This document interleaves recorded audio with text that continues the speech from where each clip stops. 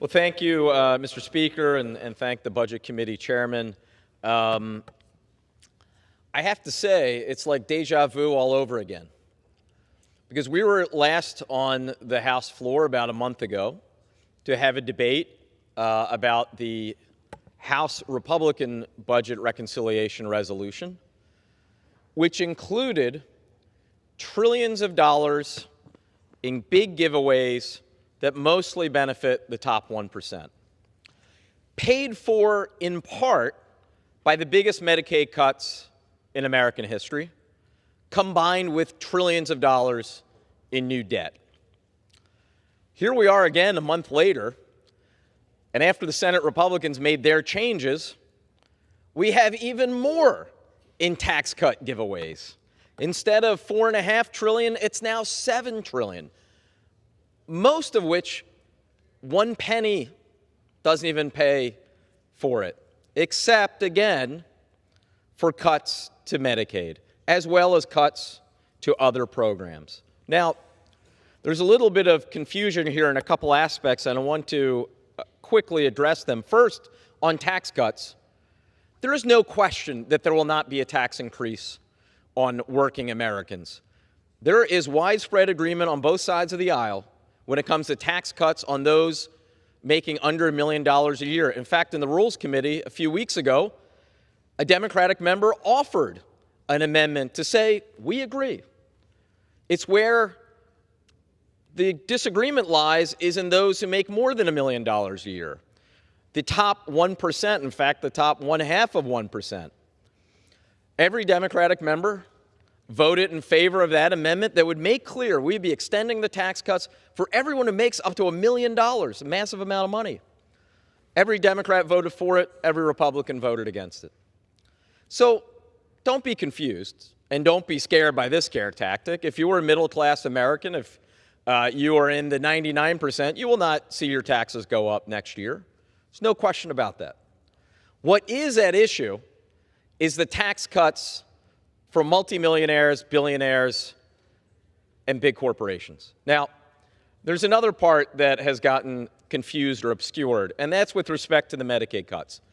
As CBO confirmed in a letter they sent to Mr. Pallone and to me, there is no question that this piece of legislation before us calls for hundreds of billions of dollars in Medicaid cuts, the largest in American history.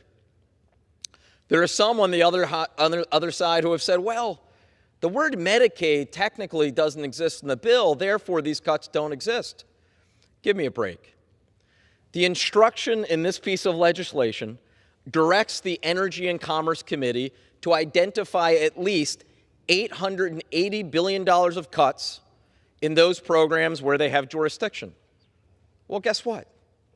93% of their jurisdiction is Medicare and Medicaid. You can literally cut everything else that they have jurisdiction over, and that only gets you about $380 billion. So at least $500 billion, by definition, in order to follow and carry out these instructions, have to come from Medicaid. Now, finally, because I know we got a lot of speakers on this side, there is something additional in this new version of the reconciliation resolution.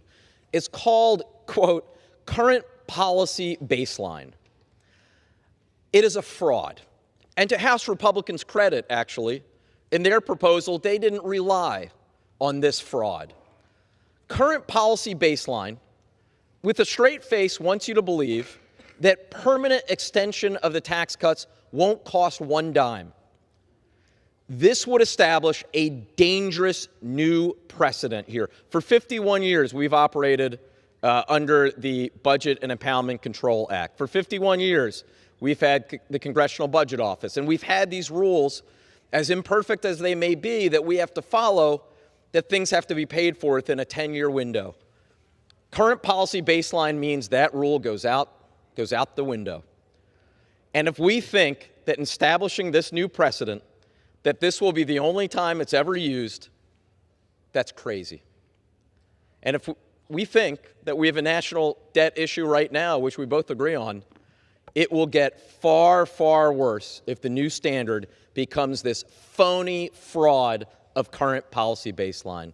So, Mr. Speaker, I look forward to the rest of the debate, and with that, I reserve. Gentleman reserves. Gentleman from